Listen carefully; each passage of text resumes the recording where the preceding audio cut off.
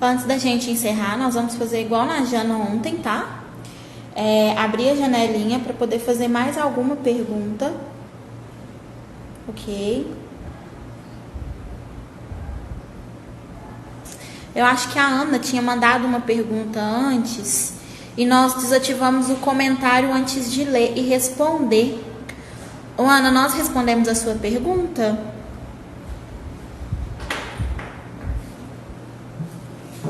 Sim ou não?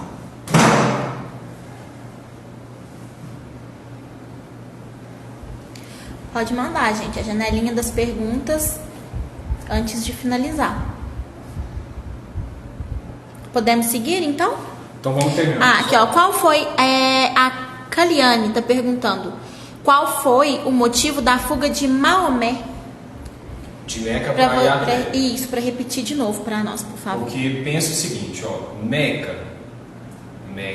era a maior cidade, a cidade que tinha mais comércio na Península Arábica, porque as pessoas peregrinavam para Meca por motivos religiosos, para poder fazer a adoração lá da Pedra Preta e dos outros ídolos.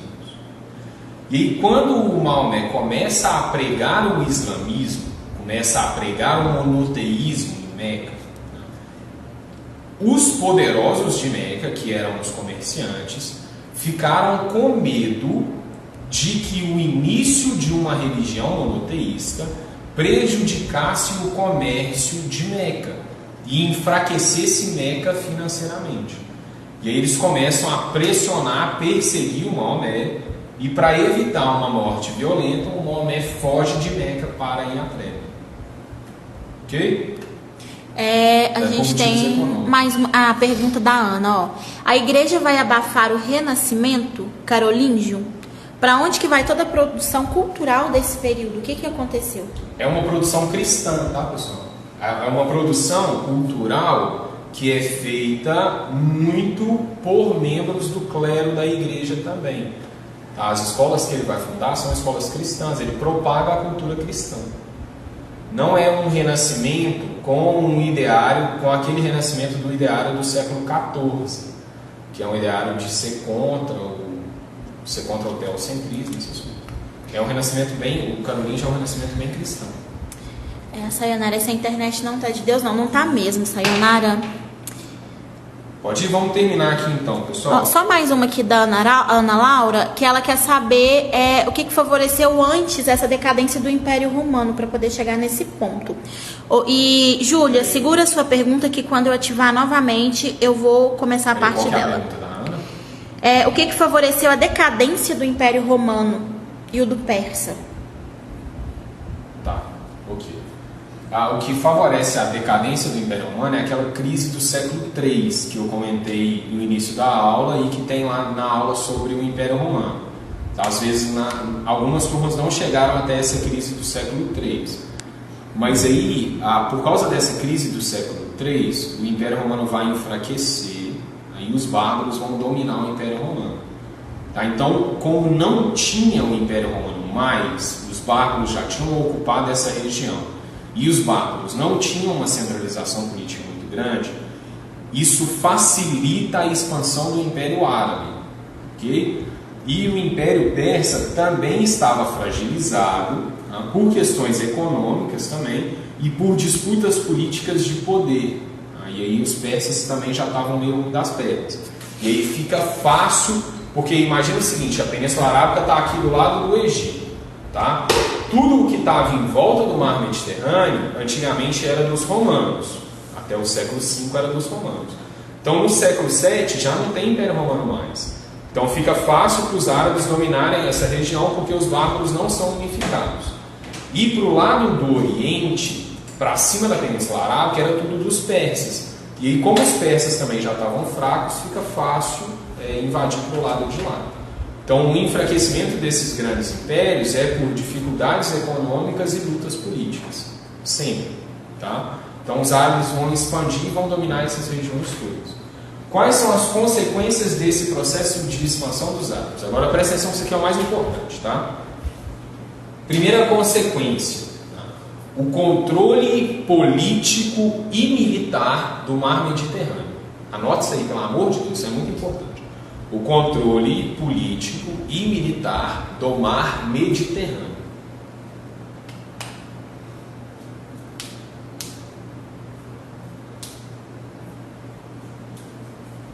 Porque isso está diretamente relacionado com uma diminuição do comércio na Europa Ocidental. Porque, na verdade, os árabes, os muçulmanos, vão bloquear o mar Mediterrâneo. E o comércio entre o Ocidente e o Oriente era feito pelo mar Mediterrâneo. Então, quando os árabes bloqueiam o mar Mediterrâneo, isso diminui o comércio. Aqui é um dos principais elementos para a formação do feudalismo. A diminuição do comércio e a insegurança, porque eles vão fazer guerras contra os reinos cristãos. Então essa é outra consequência, tá? Guerras contra os reinos bárbaros cristãos. E aí essas guerras aumentam a insegurança, e a insegurança, junto com a diminuição do comércio, aumentam a ruralização, o êxodo urbano. Então as pessoas elas vão sair da cidade e vão morar no campo, por causa da insegurança e por causa da diminuição do comércio. Então, primeira consequência, controle político e militar do Mediterrâneo. Segunda consequência, a diminuição do comércio. Terceira consequência, as guerras contra os reinos bárbaros, o que gera insegurança, e a insegurança, junto com a diminuição do comércio, aumentam a ruralização. Então agora o povo vai morar no campo. Então observa que todos esses fatores são importantes para a formação do feudalismo, tá? O bloqueio do Mediterrâneo, a diminuição do comércio, a insegurança, a ruralização e até, de alguma forma, o fortalecimento do cristianismo. Porque os cristãos vão ter que se organizar para combater os árabes muçulmanos. Então a expansão islâmica ela é muito importante para a formação do feudalismo. E ela é muito importante também, essa é a última consequência, para o desenvolvimento artístico e cultural, principalmente da Península Ibérica. Porque os árabes, eles eram culturalmente e intelectualmente muito desenvolvidos. Muito mesmo. Então eles tinham muitos conhecimentos sobre matemática, eles tinham muitos conhecimentos sobre medicina, sobre astronomia. Então eles eram culturalmente muito desenvolvidos. Então existem traços desse desenvolvimento cultural na Península Ibérica até hoje. Ok? Então essas são as consequências. Então não esquece, mano, ó, a organização do Reino dos Francos e a expansão islâmica ajudam muito no processo de formação do feudalismo, tá? Então vamos abrir para mais algumas perguntas aí no finalzinho de tempo que a gente tem. Acho que a Júlia queria fazer uma pergunta. A gente tem a da Júlia. Ó, ela tá aqui ainda. Cadê? Pergunta da Júlia. Qual foi o último fator do Império Islâmico? O último fator que favoreceu a expansão do Império Islâmico. Ó, deixa eu repetir de novo todos. Primeiro, a formação de um Estado forte e centralizado e teocrático. Então é um Estado em que o poder centralizado é um poder que é embasado na religião. Segundo, a decadência dos impérios romano e persa. Então o Império Romano vai cair e o Império Persa vai enfraquecer. E o último é a fragmentação política dos bárbaros. Como os bárbaros não eram politicamente unificados, fica difícil para esses bárbaros combaterem os árabes. Tá? Então os árabes vão tomar o reino dos vândalos no norte da África e vão tomar os reinos dos visigodos e dos ostrogodos na Península Ibérica. Então, se os bárbaros fossem unificados, talvez ficasse mais difícil a expansão dos islâmicos, dos muçulmanos. Mais alguma, Gleice? Cadê? A Vanessa tinha mandado, achei a da Vanessa. Isso tudo aconteceu na Alta ou na Baixa Idade Média? o reino dos francos e essa questão da expansão islâmica. A gente ainda está na Baixa Idade Média, viu, Vanessa? Então a Baixa Idade Média começa no século V, tá? Depois, no século VI, a gente tem a organização desse reino dos francos, e aí isso continua no século VII e no século VIII. E aqui no século VII e no século VIII tem a expansão islâmica. Né? E no século VII também tem a reconquista do Justiniano, a expansão do Império Bizantino. Depois, numa próxima aula, a gente vai falar também sobre o Império Bizantino. Tá? Então, a Baixa Idade Média é isso. Tá? A formação dos reinos bárbaros, a organização do Reino Franco e do Império Carolíngio, a expansão islâmica, né? A organização do Império Bizantino e o feudalismo. Então, falta para a gente terminar a Baixa Idade Média ainda o Império Bizantino e o feudalismo. E aí depois, para terminar a Alta Idade Média, desculpa. Tá? Isso aqui tudo é Alta Idade Média. Alta, alta, alta. A baixa é do século X ao século XV. Desculpa, Vanessa, acho que eu falei no início baixa. É alta, tá? Tudo aqui é alta. E para terminar a alta ainda falta o Império Bizantino e o feudalismo. Peraí, deu para entender, Vanessa? Vanessa, manda um ok aí, tá? Senão a gente repete. Eu acho que eu confundi as duas palavras. Olha só, enquanto ela responde para nós, vamos ver a da Morena Melo. Ela quer saber se a descentralização do Império Bárbaro, sobre a descentralização do Império Bárbaro, Talha, não entendi. Manda de novo, Morena, sua pergunta. Ficou confuso. Vanessa confirmou aí? Vanessa, sim, ela mandou ok. É alta, tá? Viu, Vanessa? É alta. Aqui ó. A Ana perguntou se a Alta ou Baixa Idade Média que começa no século XV. A alta é do 5 até o 10 e a baixa é do 10 até o 15. Então a gente ainda está vendo a formação do feudalismo. Então a formação do feudalismo é alta. O Matheus está perguntando se o feudalismo existia na Península Ibérica conquistada pelos muçulmanos. Sim. O feudalismo ele vai acontecer principalmente na Península Ibérica, na França, na Inglaterra e um pouco na região onde que é a Itália. Tá? Gente, mas é por isso, é o seguinte, os lugares em que o feudalismo aparece na sua forma mais pura é na França e na Inglaterra, porque na Península Ibérica tinha a dominação dos árabes. Então o feudalismo lá não aparece de forma tão clara quanto na França e na Inglaterra. Mais alguma pergunta, gente? Alguma dúvida? Entenderam? Tudo tranquilo? Peraí, quem que perguntou o negócio do feudalismo? Foi o Matheus agora. Essa que você respondeu agora foi o Matheus. Confirma aí se deu para entender. O feudalismo, na forma claramente e puramente organizada, vai ser na França e na Inglaterra. Aí tem um pouco na Itália. Na Península Ibérica, a gente tem uma organização diferente por causa da dominação dos árabes. Enquanto os árabes estavam dominando lá, as relações são um pouco diferentes.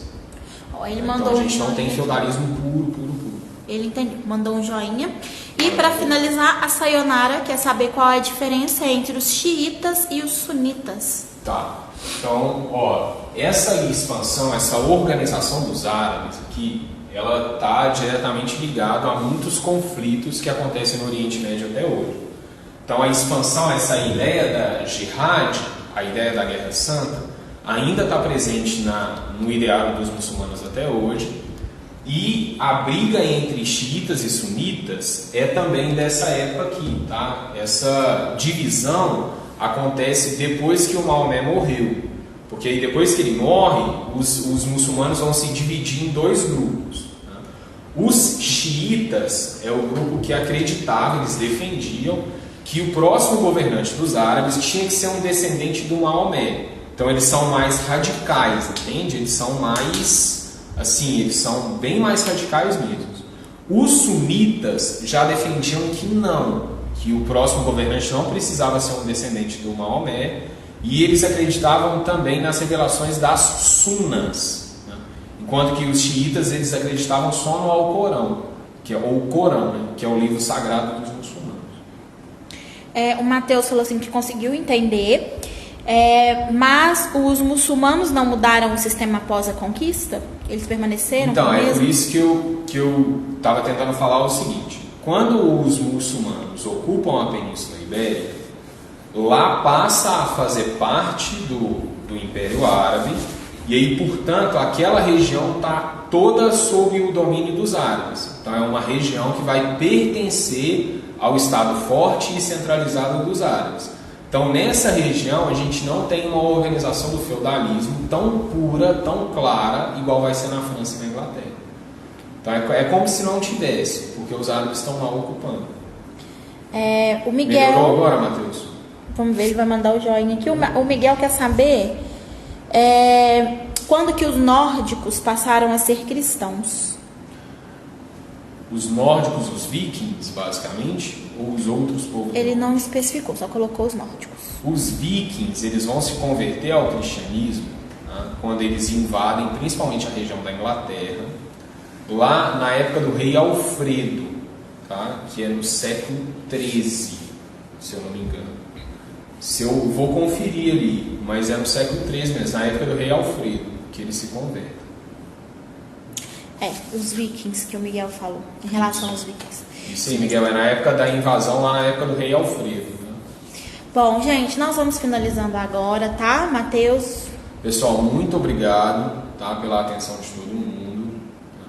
Então, espero que vocês tenham gostado. A gente vai continuar. Não esquece de olhar lá no site. Eu vou fazer hoje o upload da aula sobre o Império Romano, que é a aula anterior a essa. Então acessa lá, termina o período de Roma assistindo essa aula, e aí depois que termina o Império Romano começa essa aula de Idade Média.